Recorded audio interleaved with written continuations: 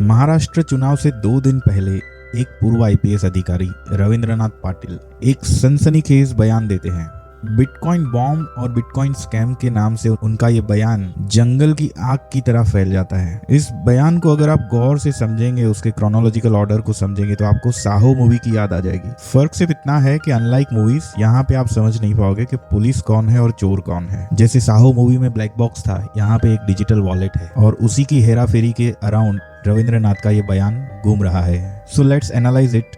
बयान को एनालाइज करने के लिए इसमें आने वाले कुछ किरदार है, उनको समझना जरूरी है। So let's understand them one by one. तो सबसे पहला नाम है अमित भारद्वाज। ये कहानी शुरू होती है अमित भारद्वाज से, जिसने बिटकॉइन की दुनिया में एक बड़ा खेल रचा।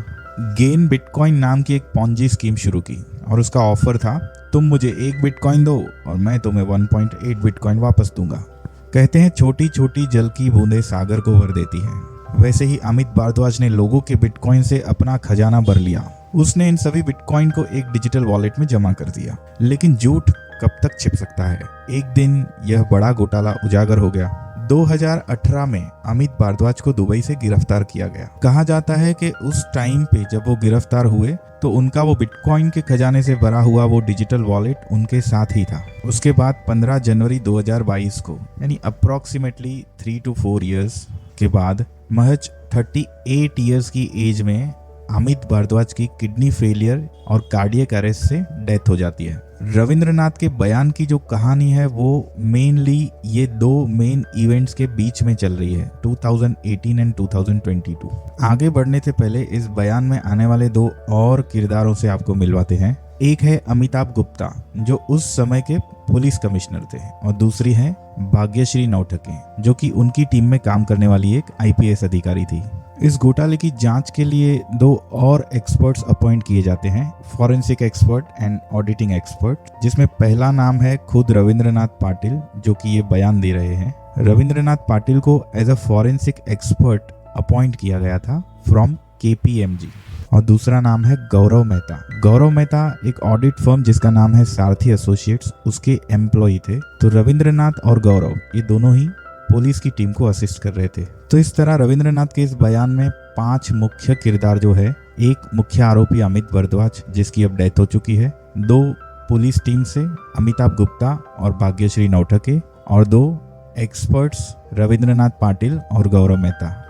आपकी जानकारी के लिए ये बता दें कि रविंद्रनाथ पाटिल KPMG में काम करने से पहले खुद एक आईपीएस ऑफिसर रह चुके हैं। तो जैसे कि हमने आपको बताया कि पूरा बयान 2018 और 2022 के बीच में फंसा हुआ है, तो इसमें 2018 की जो मेन इवेंट्स है वो क्या थी? नंबर 1, अमित भारद्वाज की गिरफ्तारी, वो भी उसके डिजिटल वॉलेट के साथ।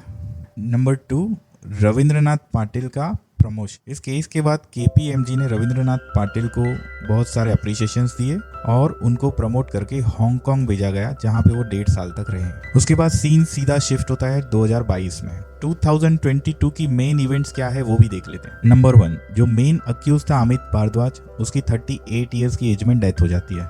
रविंद्रनाथ पाटिल, जो कि कभी फॉरेंसिक एक्सपर्ट थे इस केस में, जिनको की प्रमोशन मिला था, वो हांगकांग में रह रहे थे। वो रविंद्रनाथ पाटिल अपने एक और कलीग पंकज घोड़े के साथ अरेस्ट हो जाते हैं। एलिगेशन था miss appropriation of bitcoins. Number 3, Rabindranath Patil और पंकज घोड़े के अरेस्ट होने के बाद पंकज घोड़े को सेशन कोर्ट से बेल मिल जाती है, लेकिन रविंद्रनाथ पाटिल को 14 महीने जेल में रहना पड़ता है और उनको बेल मिलती है बॉम्बे हाई कोर्ट से मार्च 2023 में। उनका जो बेल ऑर्डर है वो अवेलेबल है, आप चाहें तो देख सकते हैं। यहाँ पर एक इंटरेस्टिंग बात यह है कि जिस विटनेस और रिपोर्ट के बेसिस पर रविंद्रनाथ और पंकज को अरेस्ट किया गया था, वो रिपोर्ट तैयार की थी गौरव मेहता ने।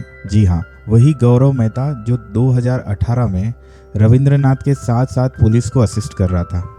मतलब 2018 में रविंद्रनाथ पाटिल और गौरव मेहता एक ही टीम में थे, लेकिन 2022 आते आते वही गौरव मेहता गवाह बन जाता है और रविंद्रनाथ पाटिल आरोपी बन के अरेस्ट हो जाता है। तो सवाल ये उठता है कि आखिर रविंद्रनाथ पाटिल का बयान आज इतना महत्वपूर्ण क्यों है?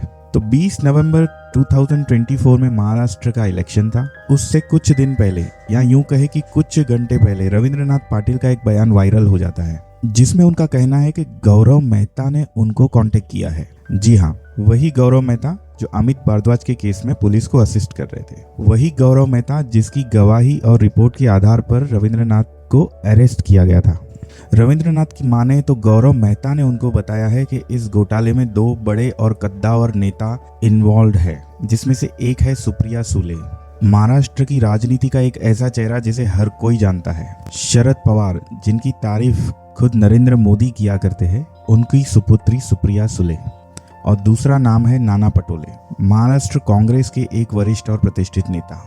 आपको बता दें कि ये दोनों नेता फिलहाल महाराष्ट्र की पॉलिटिक्स में MVA महाविकास आघाड़ी का हिस्सा है। रविंद्रनाथ पाटिल का कहना है कि उसने बिटकॉइंस का मिस अप्रोप्रिएशन नहीं किया है। ये मिस अप्रोप्रिएशन करवाने वाले थे 2 IPS ऑफिसर्स, अमिताभ गुप्ता और भाग्यश्री नौटके, और उनसे ये मिस अप्रोप्रिएशन करवाने के पीछे थे ये 2 बड़े नेता सुप्रिया सुले और नाना पटोले। और इन पैसों का इस्तेमाल इलेक्शन का कैंपेन करने के लिए किया जा रहा था। गौरव खुद इन बिटकॉइंस को दुबई जाकर एनकैश करवाता रहा है और गौरव ने ये सारी जानकारी रविंद्र को अपने सिग्नल अकाउंट से दी है। गौरव ने अपनी बात को प्रूव करने के लिए कुछ ऑडियो नोट्स भी रविंद्र को सेंड किए हैं। ये वही ऑडियो नोट्स है जो इलेक्शन से पहले वायरल हो गए थे।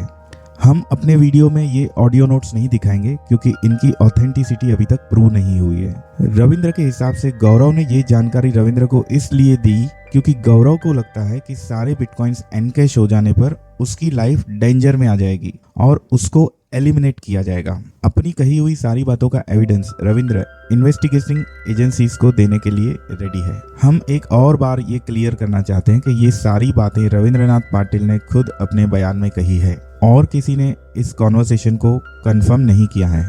खैर, लगे हाथों बीजेपी ने MVA पर अटैक्स करना शुरू कर दिया और बाकायदा प्रेस कॉन्फ्रेंस करके इस इंसिडेंट को नैरेट किया और बीजेपी लीडर सुधांशु त्रिवेदी ने MVA से 5 सीधे डायरेक्ट क्वेश्चंस पूछे।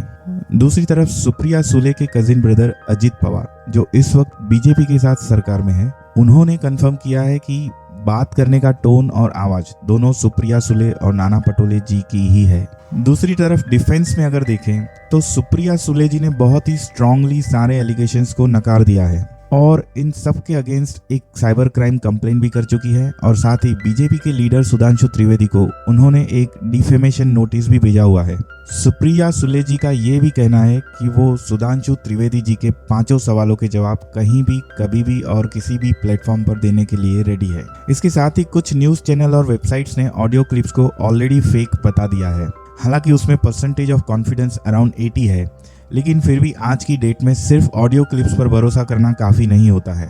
आजकल ऐसी ऑडियो क्लिप्स बनाना कुछ टेक एक्सपर्ट्स के लिए बच्चों का खेल हो चुका है। खुद कांग्रेस लीडर नाना पटोले और शरद पवार जी ने इसके पीछे बीजेपी का होने की बात कही है। अगर इस पूरे घटनाक्रम को लॉजिकली देखें तो रविंद्र का ये बयान बहुत सारे सवालों से घिरा हुआ है, बहुत सारी मिसिंग लिंक्स है। सवाल नंबर 1, सबसे पहले तो है इसका टाइमिंग, इलेक्शन से ठीक पहले। सवाल नंबर 2, 6,600 करोड़ का वॉलेट रखने वाले अमित भारद्वाज की इतनी कम एज में डेथ होना। सवाल नंबर 3, रविंद्र के साथ 5 और लोग इस टीम में काम कर रहे थे, वो कौन थे और उनके स्टेटमेंट्स क्या थे। सवाल नंबर 4, 2018 में अरेस्ट होने के बाद रविंद्र के कलीग पंकज गोड़े को सेशन कोर्ट में बेल मिल गई थी, लेकिन रविंद्र को बेल नहीं मिली थी। इसके पीछे सेशन कोर्ट का क्या ऑब्जर्वेशन था कि एक अक्यूज को बेल दे दी गई और दूसरे अक्यूज को बेल नहीं मिली। सवाल नंबर 5, अगर वाकई ही सुप्रिया सुले और नाना पटोले को ये स्कैम करना होता तो वो रविंद्रनाथ को कॉन्फिडेंस में लेने की कोशिश करते, लेकिन रविंद्रनाथ ऐसे बिहेव कर रहे हैं जैसे उनको अंदाजा ही नहीं था कि स्कैम के पीछे कौन था। सवाल नंबर 6 और सबसे बड़ा सवाल, गौरव मेहता रविंद्रनाथ को कॉल क्यों करेगा? अगर गौरव की लाइफ वाकई में डेंजर है तो भी रविंद्रनाथ उनको कैसे बचा सकते हैं? रविंद्र खुद इस वक्त बेल पर है and he struggling to investigate his own case. 6,600 crore रुपए के बिटकॉइंस का वॉलेट हैंडल करने वाला इंसान इतनी बेवकूफ़ी क्यों करेगा कि जिसके अगेंस्ट वो विटनेस था उसी इंसान के सामने वो जाके कन्फेस करेगा? उसकी लाइफ डेंजर में थी भी तो भी उसके पास बचने के लिए बहुत सारे ऑप्शंस खुले थे, वो कहीं भी जा सकता था। वो सिर्फ रविंद्र के पास ही क्यों आया और किसी के पास क्यों नहीं गया? सवाल नंबर 7, ना कोई कॉल, ना व्हाट्सएप, ना ईमेल, ना SMS। सिग्नल अकाउंट, कितना बिलीव कर सकते हैं सिग्नल अकाउंट पे? कुछ लोगों ने इसका नाम भी पहली बार सुना होगा। सवाल नंबर 8, रविंद्र का हांगकांग जाने का डिसीजन KPMG का था या उन्होंने खुद हांगकांग जाना चाहा था? और 2018 नवंबर से 2022 जनवरी अरेस्ट होने तक रविंद्र की क्या एक्टिविटीज थी। इसके साथ ही हम एक सवाल न्यूज़ चैनल से भी पूछना चाहते हैं कि ऐसी ऑडियो क्लिप्स को अपनी न्यूज़ चैनल पर या यूट्यूब चैनल्स पर चलाना कितना सही है। क्या ऐसी ऑडियो क्लिप्स जांच होने तक का वेट नहीं करना चाहिए। ऐसी ऑडियो क्लिप्स जो इलेक्शन को या इलेक्शन के रिजल्ट्स को इन्फ्लुएंस कर सकती है, उसकी बिना जांच किए उसको वायरल करना कितना सही था। आम जनता के मन में भी कई सवाल हैं, जैसे असली वॉलेट किसने बदला, किसके कहने पर बदला गया, एट प्रेजेंट वो वॉलेट कहाँ है और उसमें अब कितने बिटकॉइंस हैं। 14 महीने जेल में रहने के दौरान रविंद्र से क्या जानकारी मिल पाई। क्या इस डिजिटल वॉलेट का कनेक्शन अमित भारद्वाज की डेथ से है। ऑपोजिशन वाले इसे राजनीतिक साजिश बता रहे हैं और रूलिंग पार्टीज इसको भ्रष्टाचार का पर्दाफाश करने का एक जरिया। लेकिन सिर्फ बयान और ऑडियो क्लिप के आधार पर किसी कंक्लूजन पर नहीं पहुंचा जा सकता। इन सारे सवालों को ढूंढने के लिए सीबीआई ने ऑलरेडी इन्वेस्टिगेशन शुरू कर दिया है। सीबीआई की रिपोर्ट और कोर्ट के डिसीजन से ही ये डिसाइड होगा कि आखिर सच क्या है और झूठ क्या है। फिलहाल आप, हम और हर कोई जांच के नतीजों का इंतजार कर रहा है। इस स्टोरी से और ऐसी कई स्टोरीज से हमारे साथ जुड़े रहने के लिए please like, share and subscribe. Thank you very much.